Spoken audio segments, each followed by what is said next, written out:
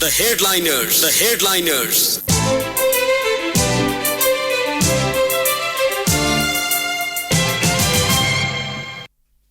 नमस्कार श्रोता, रेडियो कान्तिपुरको नियमित कार्यक्रम द हेडलाइनर्समा यहाँलाई स्वागत छ। मेरो नाम हो अनिल। समसामयिक विषयमा छलफल गर्ने यो कार्यक्रम तपाईँ प्रत्येक दिन ठिकै समयमा सुन्दै आउनुभएको छ। कार्यक्रममा आज हामी आगामी आर्थिक वर्षका लागि सङ्घ र प्रदेश सरकारले ल्याएको बजेट, यसको कार्यान्वयनको पाटो लगायतका विषयमा केन्द्रित भएर कुराकानीको प्रयास गरेका छौँ।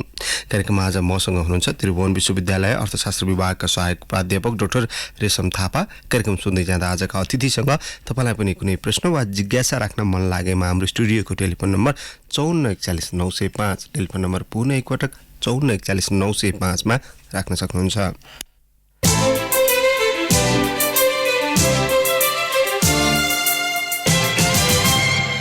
आगामी आर्थिक वर्षका लागि सङ्घ र प्रदेश दुवै तहले बजेट ल्याइसकेका छन्। कठिन अवस्थाबाट गुज्रिरहेको मुलुकको अर्थतन्त्रलाई जोगाउन आगामी बजेट कति प्रभावकारी हुन्छ? केन्द्रमा 17 खर्ब 31 अर्ब 51 करोड रुपियाँ बराबरको बजेट आइरहँदाखेरि प्रदेशहरूमा 7 प्रदेशमा 3 खर्ब रुपियाँ हाराहारीमा बजेट आएको छ। तर चालु आर्थिक वर्षको विकासका लागि गरिने खर्च अझै कछुवा गतिमा छ। चालु आर्थिक वर्षमा बजेट कार्यान्वयनको अवस्था लगायतका विषयमा कार्यक्रममा आज हामी केन्द्रित हुनेछौँ। कुराकानीका लागि आजका अतिथि त्रिभुवन विश्वविद्यालयका सहायक प्राध्यापक एवं अर्थविद डाक्टर रेशम थापा आज हाम्रो स्टुडियोमा नै आउनुभएको छ कुराकानीका लागि। डाक्टर थापा, नमस्ते, स्वागत छ तपाईँलाई कार्यक्रममा। धन्यवाद अनिलजी। सङ्घ र प्रदेशमा आगामी आर्थिक वर्षका लागि बजेट आइसकेको छ। आम जनतासँग यो बजेट कसरी जोडिन्छ? अब केन्द्रको बजेटको हिसाबले अब केही पपुलिस्ट एप्रोचका कुराहरू अनि करमा असाध्यै बढी जोड दिएको र केही अनपपुलर भएको आम जनमानसमा नपचेका कार्यक्रमहरू, बढी राजनीतिक केन्द्रित कार्यक्रमहरू जस्तै संसद विकास कोषहरू आउँदै केन्द्रमा एक प्रकारको बजेट आयो र त्यो बजेटमा के थियो भन्दा चाहिँ एउटा आर्थिक अनुशासन भन्ने कुरा केन्द्रबाटै सुरु हुनु पर्थ्यो। जस्तै योजना आयोगले 1688 को सिलिङ दिइसकेपछि त्यसमा 1% यताउता हुन सक्थ्यो होला, तर ठुलो डेभिएट हुने गरी जसरी 1751 को बजेट ल्यायो, त्यहाँ नै कहीँ न कहीँ हाम्रो चाहिँ कोअर्डिनेसन मिलिरहेको छैन। सरकार सञ्चालनमा, आर्थिक प्रशासन सञ्चालनमा तालमेल मिलेको छैन, मिल्दैन कि भन्ने सङ्केत हो नि त त्यो, होइन भने त्यसपछि यो अनयुजुअल बेला हो। अरू बेलाको जस्तो सामान्य बेला जस्तो अर्थतन्त्र अवस्थामा छैन। सङ्केत के गर्यो केन्द्रको बजेटले भन्दा तपाईँको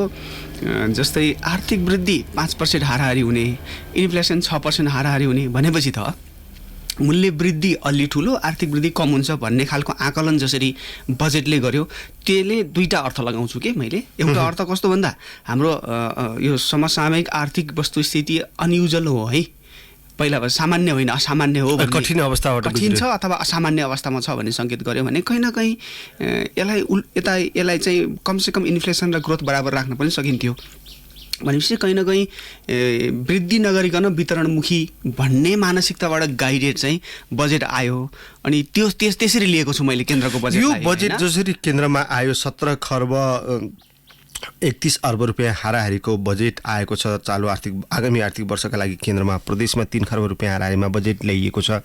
कतिपयले भन्ने गरेका छन् मुलुक चाहिँ सङ्घीयतामा छ, तर बजेटको प्रणाली, खर्च गर्ने पाटो र विकासका लागि जुन लक्ष्य निर्धारण गरिएको छ यो वितरणमुखी, यी सबै विषयमा एउटै हाराहारीमा यो फरकै आउनु पर्थ्यो अथवा ठिकै हो यो बजेट? अब एउटा अर्थमा जसरी भनिएको छ केन्द्रको नै सिको भयो भनेर हेर्नुहोस् है त। अब अघि तपाईँले अङ्कमा भन्नुभयो, मैले प्रतिशतमा निकाल्दाखेरि केन्द्रको बजेटको 16%, 15 देखि 16% मात्रै 7वटा प्रदेशको के हुँदो रहेछ त बजेट हुँदो रहेछ भने सङ्घीयतामा गएका मुलुकहरू अथवा सफल सङ्घीयता सञ्चालन गरिरहेका मुलुकहरूमा यो अलि ठुलो हुने गर्छ। अझै भन्दा त अक्वाटर भनिन्छ 20 देखि 25% भन्दा तल छ भने त्यसलाई फिस्कल डिसेन्ट्रलाइजेसन गरियो भनेर भनिँदैन के। समग्र सङ्घीयतामा नगएका देशहरू पनि फेरि डिसेन्ट्रलाइज त भएका छन्, फेरि ती देशहरूमा फिस्कल डिसेन्ट्रलाइजेसन कहीँ न कहीँ 20-25 नेपाली भाषै प्रयोग गरौँ हुन त अर्थशास्त्रमा कहीँ न कहीँ चाहिँ हाम्रो चाहिँ सङ्घीयतामा त गयो, राजनीतिक रूपले गयो, प्रशासनिक रूपले गयो र आर्थिक रूपले अथवा वित्तीय रूपले जुन तरिकाले चाहिँ सङ्घीयतामा जानु पर्थ्यो अझै पनि कन्जुसाइ गरियो भन्ने नै लाग्छ मलाई। अब यो किन सानो भयो भन्नेतिर हामी नगइकन है। हामीले चाहिँ केन्द्रले जे गर्यो प्रदेशले पनि त्यही गर्यो भन्ने कुरालाई हामीले यसरी सोझो रूपमा व्याख्या गर्दा के अर्थ लाग्ला भन्दा चाहिँ प्रदेश सरकारहरूलाई केन्द्रको जस्तै फुटस्टेप केन्द्रकै पत्ता लगाउनलाई चाहिँ त्यसरी फलो गर्नलाई चाहिँ बाध्य पारियो कि कसरी भन्दा वित्तीय समानीकरण पनि घटाइदिने, केन्द्रबाट दिने पैसा पनि घट्ने, त्यसपछि कर उठाइन्छ, विभिन्न प्रकारको कर हुन्छ, त्यो मध्ये स्थानीय स्तरले उठाएर पनि बाँड्ने, विभिन्न स्तरमा बाँडिन्छ होइन। भने केन्द्रबाट उठाएको केही करहरू पनि फेरि स्थानीयसँग बाँडफाँड गरिन्छ नि त। भनेको करबाट उठेको रकम बाँडफाँडमा पनि अलिकति केन्द्रले कन्जुसाइ गरेपछि त जब तपाईँको प्रदेशको स्रोत नै कम हुन्छ भने केन्द्रको जस्तो छ त्यस्तै त हुने हो भने सङ्घीय सरकारको जस्तो छ त्यसको छाया देखिने भयो। उदाहरणको लागि जस्तै अब कर्णालीमा करोडमा छ स्थानीय राजस्व। हजुर हजुर, आफ्नो राजस्व, स्थानीय राजस्व बजेट कतिमा छ? अर्बमा छ हो, 30 अर्ब 33 अर्ब कति 33 अर्ब छ। अनि राजस्व कति छ? करोडमा छ के अनिलजी। भनेपछि त तपाईँ यसको अर्थ के हो त भन्दा केन्द्रमा आश्रित नै हो नि त होइन।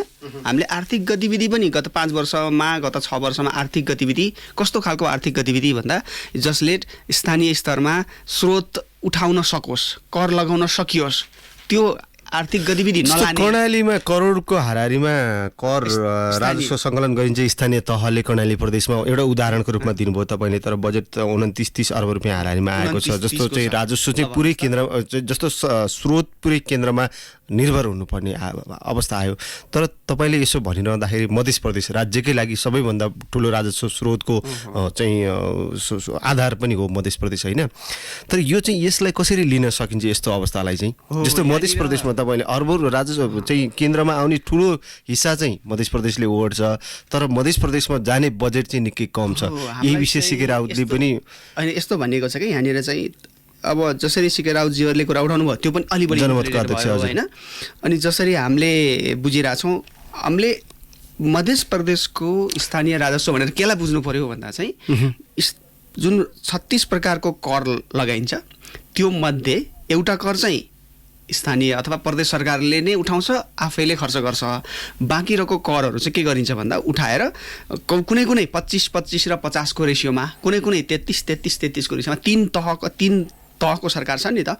भनेको अरू बाँकी रहेको कर राजस्वहरू जुन बिन्दुमा उठे तापनि हामीसँग फिस्कल कमिसनले, हाम्रो नेचरल रिसोर्सेस फिस्कल कमिसन जुन छ, हामी वित्त आयोग जस भन्छौँ, वित्त आयोगले बनाएको हामीसँग के छ त एउटा गाइडलाइन छ, डाइरेक्टिभ छ।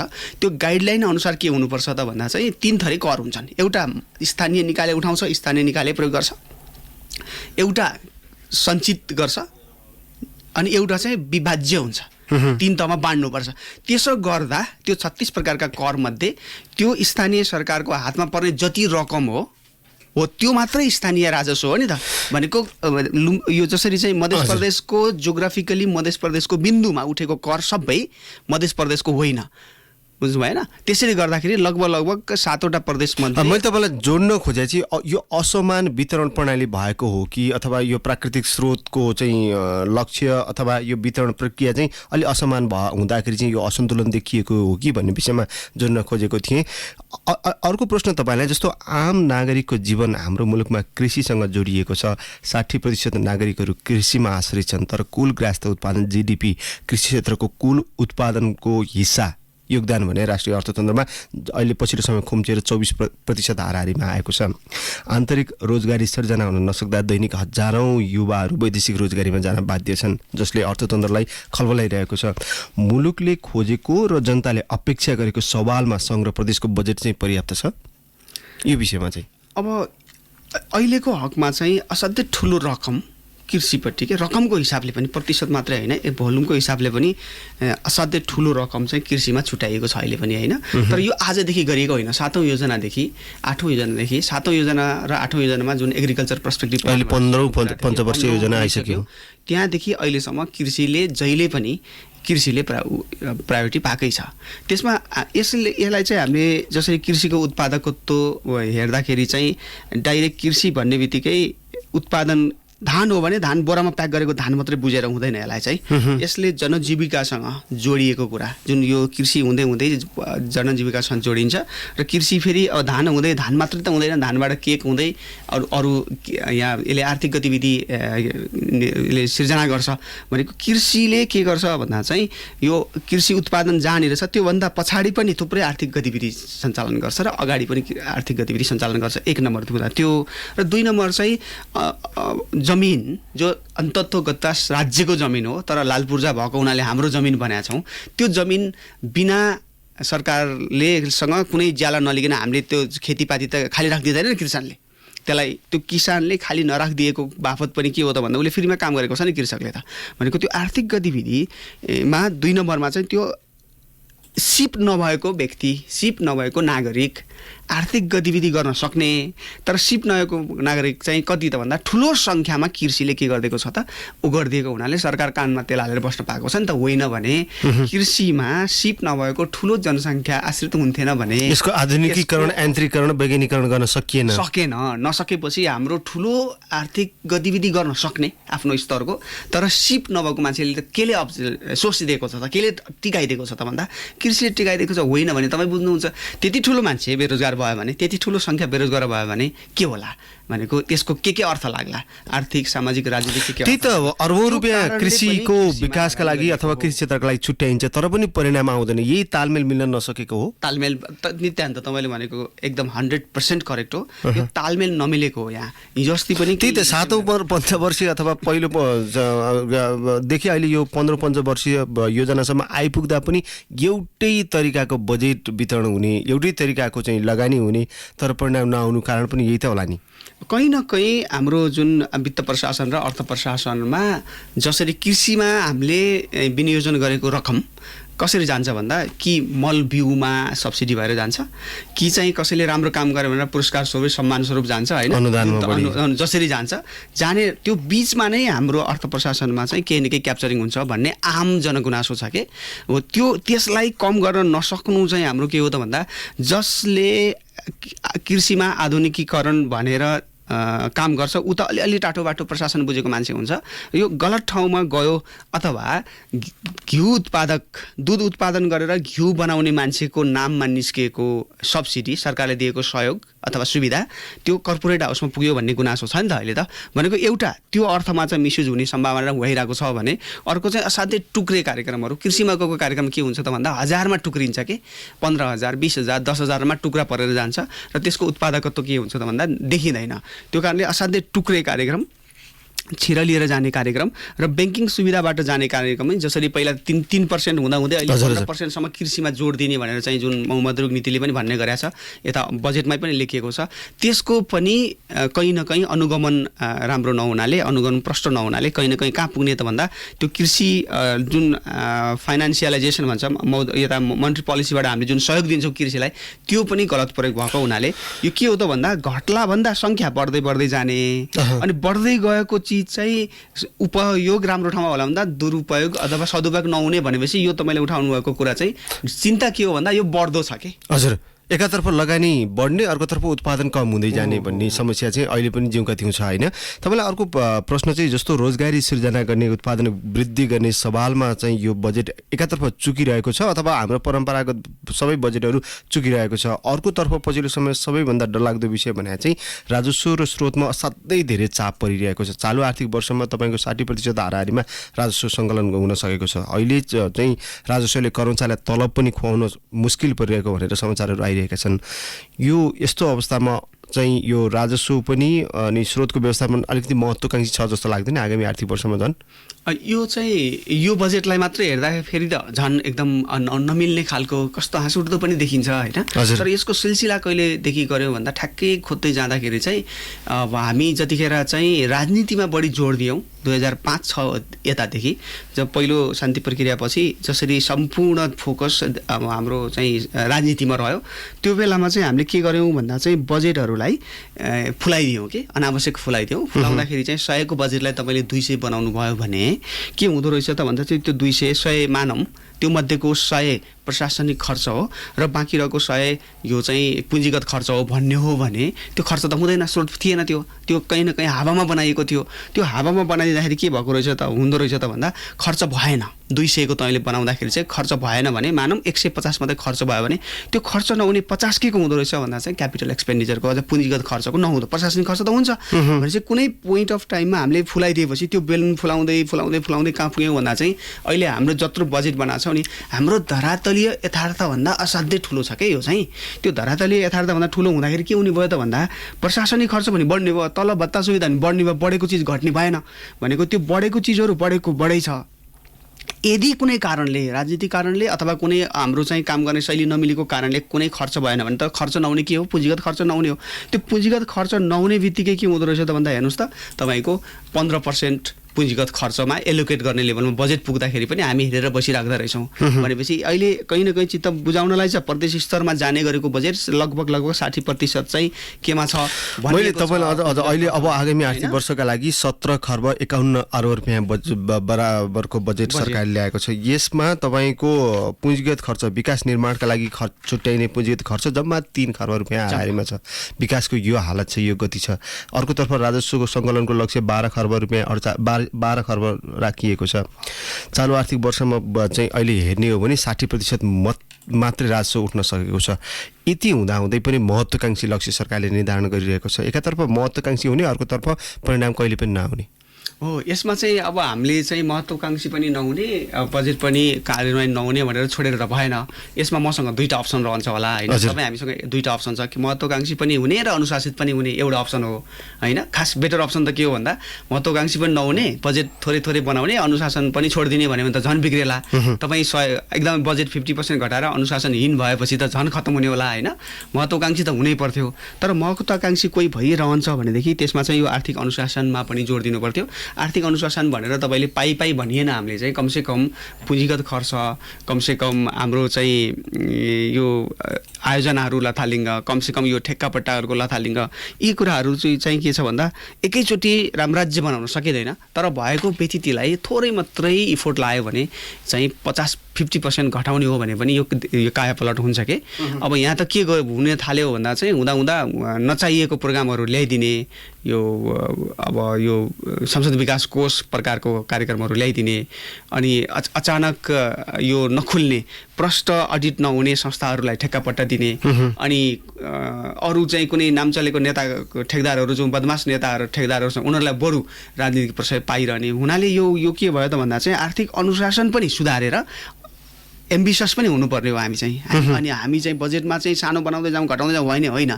त्यो यो हाम्रो महत्त्वकांक्षा पनि हुनु पर्यो र त्यसमा चाहिँ अनुशासन पनि थप्नु पर्थ्यो। हामीले के गरिरहेछौँ भन्दा चाहिँ महत्त्वकांक्षा बढाइ अनुशासनहीनता हुँदै गएपछि त कहीँ न कहीँ बिचमा गडबड हुन्छ। उदाहरणको लागि एउटा थपेँ मैले तपाईँलाई, जस्तै हामीले त यो बिचमा त यो यत्रो लेखपढ गरेको अर्थतन्त्र मन्त्री ज्ञान भएको अर्थमन्त्रीदेखि सल्लाहकारदेखि प्रमुख प्रतिपक्षीदेखि कोलिसन पार्टनरमादेखि जुलुस छ नि अर्थतन्त्र जानेको बजेको पुडेको मान्छे त हेर्नुहोस् त एउटा सामान्य एन्टी मोनोपोली ल अथवा चाहिँ एकाधिकार विरुद्धको कानुनलाई एक्टिभ मात्रै गरिदिएको भएदेखि जस्तो तपाईँले यसो भनिरहँदाखेरि जस्तो आर्थिक सुधारको प्रयास गर्ने सवालमा अथवा चाहिँ विकास पूर्ण रूपमा खर्च गर्ने सवालमा चाहिँ अनियमितता रोक्ने सवालमा अहिलेको संरचनागत समस्या जुन संसदीय प्रणाली यसले रोकेको छ जस्तो लाग्छ कि लाग्दैन तपाईँलाई? छैन। यसले गर्नुपर्ने के थियो भन्दा चाहिँ हाम्रो यो अहिलेको संसदीय गणतन्त्र आएपछिको संसदीय प्रणालीले कहाँनिर चाहिँ कानमा तेल हालेर बस्यो भन्दा यो संहितामा गइसकेपछि थुप्रै नियम कानुनहरू नयाँ ल्याउनु पर्ने,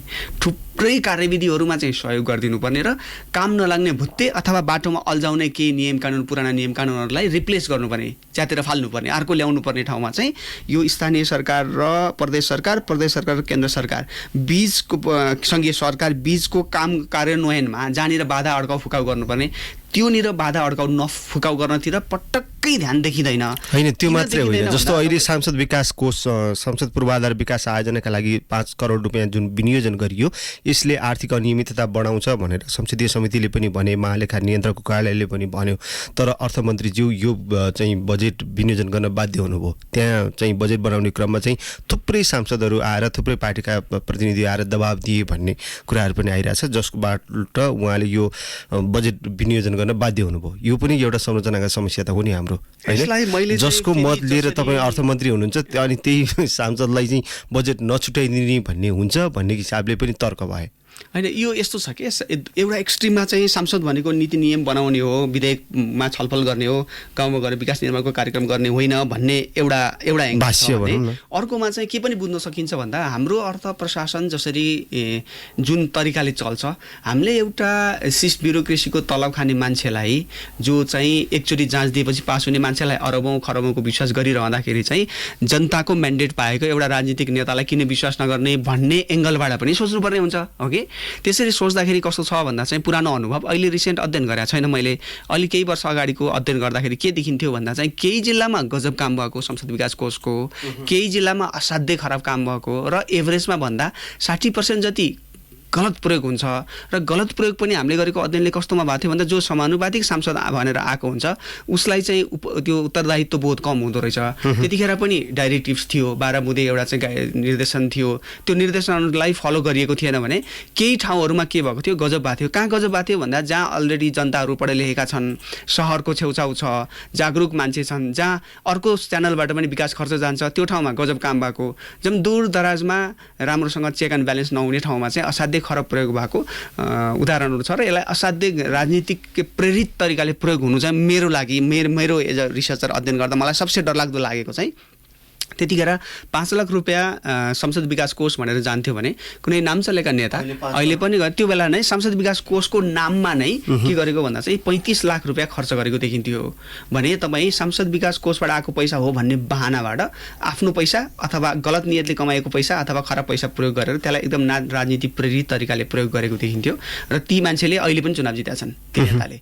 भनेपछि यो संसद विकास कोषको गलत प्रयोग हुन्छ र चान्सेस बढी छ, 60% गलत प्रयोग हुने, 40% राम्रो प्रयोग हुने चान्सेस छ भनेर थाहा पाउँदै अहिले संघीयतामा गइसकेपछि त्यो अहिले नै प्रदेशहरूले पनि सिको गरेर त्यो कार्यक्रममा बजेट विनियोजन गरिसके। यसको अर्थ के भन्दा चाहिँ अब केन्द्र यो संघीय सरकारले त्यो गरिसकेपछि प्रदेश सरकारलाई पनि बाटो खुल्या हुनाले यसले के गर्ने भयो भन्दा यो चाहिँ त्यही रेसियोमा स्थानीय स्तरसम्म पनि यसको चाहिँ गलत तरिकाले पैसा जानुभयो। त्यो चाहिँ नराम्रो कुरा, जसरी राजनीतिक नेतालाई विश्वास गर्नुपर्छ भन्ने जुन एङ्गल छ त्यसलाई मैले रेस्पेक्ट गर्छु, मैले अहिले नै त्यही गर्नुपर्छ भन्दिनँ। तर एउटा आम ब्युरोक्रेट्सलाई विश्वास गरेर, एउटा ठेकेदारलाई विश्वास गरेर अब हामी चाहिँ के गर्छौँ त भन्दा चाहिँ पैसा विकास होस्, विकास खर्च जान्छ भने एउटा पिपल्स म्यान्डेट पाएको, जनताको भोट पाएर आएको नेतालाई किन विश्वास नगर्ने भन्ने एङ्गललाई म रेस्पेक्ट गर्छु। तर यहाँनिर के बिर्सिरहेको छ त्यो आर्गुमेन्ट गर्ने मान्छेले, हाम्रो साथीले भन्दा चाहिँ त्यो भोलि कहीँ कदम कदाचित गलत गर्यो भने ब्युरोक्रेसी जेलमा जान्छ, जाने चान्सेस बढी हुन्छ, उसको त्यस्तो साह्रो ब्याकअप हुँदैन। भोलि ठेकेदार जेल जान्छ, भोलि ठेकेदारलाई समात्न सकिन्छ। तर भोलि संसद विकास कोषबाट गएको पैसा गलत प्रयोग भयो भनेदेखि त्यो नेतालाई, सांसदलाई अथवा भोलि त्यो राजनीतिक व्यक्तिलाई के गर्छ भन्दा अर्को विषय जस्तो तपाईँ आइसके पछाडि यो पुँजीगत खर्च सरकारको बजेट भन्दा पनि यो खास गरी आर्थिक नीति, बजेट मार्फत आउने आर्थिक नीति र मौद्रिक नीति राष्ट्र ब्याङ्कको मोनेटरी पोलिसी बीच तालमेल हुन नसक्दाखेरि पनि चालु आर्थिक वर्षमा निकै समस्या भयो भनेर आलोचना पनि भयो। आगामी आर्थिक वर्षमा तपाईँ कति अपेक्षा गर्नुहुन्छ यो बजेट र मौद्रिक नीति बीच तालमेल हुने, समन्वय हुने? हजुर, अब के होला भने हेर्दैछौँ हामी, सङ्केत त मौद्रिक नीति 3 वर्षमा त मौद्रिक नीति र वित्तीय नीति बीचको लफडा त अदालतै पुग्यो नि त। हामीले त्यो राम्रो अनुभव होइन। एउटा चाहिँ यसमा एउटा सानो एउटा जोक छ कि थियो भन्दा अस्ति भर्खरै आइपिएल भयो होइन इन्डियामा, अनि क्रिकेटमा चाहिँ दिल्लीले राम्रो पर्फर्म गरेन। त्यसपछि के भयो रे भन्दा चाहिँ दिल्लीको कोचहरू, जहाँ कोचमा चाहिँ नाम चलेका खेलाडीहरू छन् कि, अब इन्डियाको पहिलाको क्याप्टेन, अस्ट्रेलियाको पहिलाको क्याप्टेन रिकी पोन्टिङदेखि सौरभ गाङ्गुलीहरू त्यहाँका कोच छन्। अनि कोचहरू र अनि खेलाडीहरू खेले रे के, फेरि कोचहरू र खेलाडी खेल्दाखेरि चाहिँ अनि कोचहरू जिते रे। आइपिएलको त्यसलाई जोक बनाइएको, एकदम गलत पर्फर्मेन्स गर्यो दिल्लीले। त्यो भएर अनि यही अर्थ के लाग्छ भन्दा त्यहाँ के छ त, दिल्लीको आइपिएल टिम खेल्नुपर्ने, अर्को बाँकी रहेका टिमसँग खेल्नुपर्ने, बिचमा कोच त सिकाउने हुनुपर्ने नि।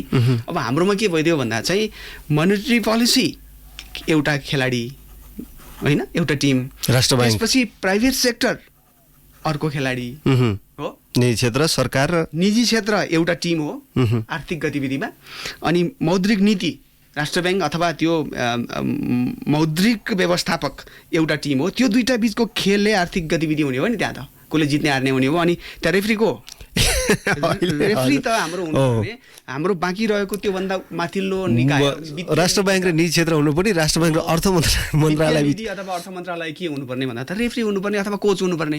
यहाँ त कोच र को खेलिरहेको छ, यहाँ कोच र आफ्नो खेलाडी गेम खेले। यहाँ भनेको मोनेटरी पोलिसी र फिस्कल पोलिसी गेम खेलेपछि त जितिन्छ त गेम। हामीले जित्ने गेम त ग्रोथ र स्टेबिलिटी र अनि त्यसपछि सुशासन हो नि त। हामीले आर्थिक सुशासन मौद्रिक सुशासन दिनको लागि हाम्रो ए टिम र बी टिम खेल्नुपर्ने। फेरि ए टिम र बी टिम हाम्रो घरेलु टिम हो, फेरि दुइटै फेरि हामी शत्रुतापूर्ण टिम होइनौँ, हामी दुई देशका टिम होइनौँ होइन। एउटा क्लबको ए टिम र बी टिम खेल्नुपर्ने। हामी के खेलिरहेछौँ, एउटा टिमले ताली बजायो, आफ्नो स्किल देखाउनु पनि पाएन प्राइभेट सेक्टरले होइन, अनि उसले खेल्न पनि पाएन कि। मैले उस बाहिर छ भने हामी कोच र को खेलिरहेछ, अनि कोच र अर्को हाम्रै टिमको ए टिम र कोच खेलिरहेछ, अनि हाम्रो बी टिम जो खेल्नु पाउनुपर्ने बाहिर बसेको छ हो। यो कुरा चाहिँ हामीले अनुभव गऱ्यौँ होइन। अब कस्तो देखिन्छ भन्दा चाहिँ कस्तो देखिन्छ भन्दा चाहिँ हाम्रो बजेटले ग्रोथ चाहिँ एकदमै कम एक्सपेक्ट गर्यो, 5% होइन। 5% ग्रोथ अब अघिल्लो वर्ष एकदम सानो अथवा नेगेटिभ ग्रोथ गरेको बेलामा अर्को वर्ष ग्रोथ वात्तै माथि बढ्छ कि। त्यो तथ्याङ्क हिसाबले पनि म आँखा चिम्लेर भन्न सक्छु कि अहिले टार्गेट गरेको ग्रोथ एचिभ हुन्छ कि 5% सजिलै एचिभ हुन्छ हाम्रो अर्थतन्त्रमा। 5% यो प्रशासनिक खर्च मात्रै गरेर पनि 5% ग्रोथ एचिभ हुन्छ। एग्रिकल्चरमा अब अलिअलि पानी पऱ्यो भने मात्रै पनि हाम्रो। डाक्टर थापा, तपाईँलाई केही बेर कार्यक्रममा रोक्नुपर्ने बेला भएको छ। अब हामी ब्रेकतर्फ जाँदैछौँ। ब्रेकपछि केही श्रोताका प्रश्नसहित हामी थप छलफल गर्नेछौँ। कृपया अहिलेलाई भने कार्यक्रममा छोटो ब्रेकपछि कार्यक्रममा यहाँलाई पुनः स्वागत छ। कार्यक्रममा आज हामीले आगामी आर्थिक वर्षका लागि विनियोजन गरिएको सङ्घ र प्रदेशको बजेट, यसको कार्यान्वयनको अवस्था लगायतका विषयमा केन्द्रित भएर कुराकानी गरिरहेका छौँ। कार्यक्रममा आज मसँग हुनुहुन्छ त्रिभुवन विश्वविद्यालय अर्थशास्त्र विभागका सहायक प्राध्यापक डाक्टर रेशम थापा। थापाजी, यहाँलाई पुनः स्वागत छ कार्यक्रममा। धन्यवाद। धेरै श्रोताले प्रश्न टिप्पणी भएको छ, एकदमै संक्षिप्त जवाबको अपेक्षा गर्छु। जम्मा 2 मिनट मात्रै बाँकी छ। मोरङबाट रेवत आचार्यले सोध्नु भएको छ, संसदमा त्यति धेरै छलफलपछि आएको बजेट संशोधन गर्नुपर्छ भन्ने पनि पछिल्लो समय हल्ला सुनियो, यो किन यस्तो भइरहेको छ? बजेट संशोधन गर्न आवश्यक छ कि छैन? हुन त अब यो बजेट खासै संशोधन पनि हुँदैन। उहाँको प्रश्नमा केन्द्रित रहेर यो संसद सार्वभौम सम्पन्न थलो भनिन्छ, तर यस्ता महत्त्वपूर्ण विषयमा न फुल स्टप न कमा परिवर्तन गरिन्छ, किन यस्तो हुन्छ? यो रेवतजी थ्याङ्क यू प्रश्नको लागि। यो हाम्रो एउटा त परम्परा हो यस्तो होइन। सत्ता पक्षले ल्याएपछि अर्को प्रतिपक्ष अथवा अर्को ग्रुपले ल्याएको कुरा स्वामित्व ग्रहण गर्ने सवालमा चाहिँ किन चुकिरहेका छन् दलहरू? अब यसमा चाहिँ यो बढी राजनीतिक प्रेरित नै हो। त्यो संसदीय थलो चाहिँ जब चुनाव आउने वर्ष र मात्रै राजनीतिक थलो, र अरू बेला चाहिँ विकास प्रशासन सुशासनको ढोका खोल्ने अथवा बाटो कोर्ने हुनुपर्ने हाम्रो चाहिँ इम्याच्युरिटी नै हो। हाम्रो चाहिँ यो चाहिँ संसदीय यो के छ चालचलनै यस्तो हो। हजुर, धनकुटाबाट तुलसी पुरीले सोध्नु भएको छ, दीपक खड्काले सातोबाटोबाट, प्रकाश थापाले सोध्नु भएको छ धापाखेलबाट, सरकारले वर्षेनी अर्बौं रुपियाँ बराबर कृषिमा बजेट विनियोजन गर्दै आएको छ, तर किसानहरू चाहिँ कहिले पनि लाभान्वित हुन सकिरहेका छैनन्, किनभने सोध्नु भएको छ। अब यसलाई चाहिँ यो सोलो डोलो कृषि मात्रै भन्दाखेरि चाहिँ बडा कन्फ्युज होला होइन। कृषिमा आम कृषक चाहिँ ले किन फाइदा लिन सकेन भन्दाखेरि चाहिँ अब यो प्रक्रिया हो। यो कृषि भनेको पेसा होइन, एउटा सिभिलाइजेसन हो। कृषि भनेको पेसा मात्र होइन, यो चाहिँ यो जीविकोपार्जनको त स्थल हो। जीविकोपार्जन को गतिविधि भएको हुनाले यो ठ्याक्कै कृषिमा लागेरै एकैचोटि भोलि आज कृषिमा लाग्यो 2 दिनपछि ऊ एकदम धनी भयो भन्ने हुँदैन। यो चाहिँ जीविकोपार्जनसँग सम्बन्धित पेसा भएको हुनाले यसमा चाहिँ लगानी पर्नै पर्छ, परेको छ, र यो चाहिँ यो कामै लागेन भन्ने कुरामा हजुर अन्त्यमा छोटोमा हजुर त्यो सत्य होइन। काम लाग्यो। काभ्रेबाट बद्रीप्रसाद ढुङ्गानाले सोध्नु भएको छ, रामेश्वर कोइरालाले इमाडोलबाट सोध्नु भएको छ, जो शीर्ष तहका नेताहरू छन् उनीहरूको जिल्ला र क्षेत्रमा बजेट बढी गयो भनिएको छ, यो बजेट यसलाई स्वाभाविक रूपमा मान्न सकिन्छ कि यो चाहिँ नेताहरूको एकलौटी हो भनेर? खास गरी यो वैकल्पिक राजमार्गका नाममा पछिल्लो समय जुन विवाद आयो त्यो क्षेत्रमा छुट्टिएको बजेटका बारेमा उहाँको त गलत, अनि यो एक प्रकारले बेइमानी पनि हो। नेता भइसकेपछि राष्ट्रिय स्तरको नेता भइसकेपछि आफ्नो निर्वाचन क्षेत्रभन्दा माथि उठ्न सक्नुपर्छ। यो नितान्त गलत हो। त गलत दुईटा अर्थमा, एउटा चाहिँ समानताको हिसाबले अरू बाँकी रहेको दूरदराजको अरू बाँकी रहेको जनताको हिसाबले असमानता भयो एउटा कुरा। त्यसरी लैएका कार्यक्रमहरू, त्यसरी लैएका बाटो अथवा पुल पुलेसाकाहरू चाहिँ गलत प्रयोग हुने, यसलाई गलत ठेकेदारी हुने, र त्यसमा कहीँ न गलत नियत चाहिँ 2 पाटो हुन्छ कि यसको गलत। एउटा चाहिँ अब सैद्धान्तिक रूपमा गलत भयो मेरो कस्टमा किन एउटा जिल्लाको एउटा क्षेत्रकोले पाउने भन्ने कुरा होइन। किन भन्दा त्यसलाई जनसङ्ख्यालाई आधार मानेर वित्तीय समानीकरण भनेर त हामीले माथिबाट पैसा बाँडेको हुन्छौँ नि त, अथवा बजेट बाँडेको हुन्छौँ भने यो त्यसरी गएको प्रोजेक्टहरूको अनुशासनहीनता हुन्छ। दुवै अर्थमा यो गलत हो। डाक्टर साहब, कार्यक्रममा समय दिनुभयो, स्टुडियोसम्म आएर आफ्नो विचार राखिदिनु भयो, यहाँलाई धेरै धेरै धन्यवाद। Thank you Anilji. हवस् त, आजको लागि कार्यक्रमको समय सकिएको छ। कार्यक्रममा आज हामीले सङ्घ र प्रदेशका लागि आगामी आर्थिक वर्षका लागि आएको बजेट, यसको कार्यान्वयनको पाटो लगायतका विषयमा केन्द्रित भएर कुराकानी गऱ्यौँ। कार्यक्रममा प्रश्न टिपाउने र सुनेर साथ दिने तपाईँ श्रोतालाई धेरै धेरै धन्यवाद। फरक प्रसङ्ग र अतिथि लिएर कार्यक्रममा भोलि हामी फेरि आउनेछौँ। आजको कार्यक्रमबाट न्युज डेस्कका सबै सहकर्मीसहित प्राविधिक साथी जीवन भट्टराई र म अनिल परियार पनि बिदा माग्छौँ। नमस्कार।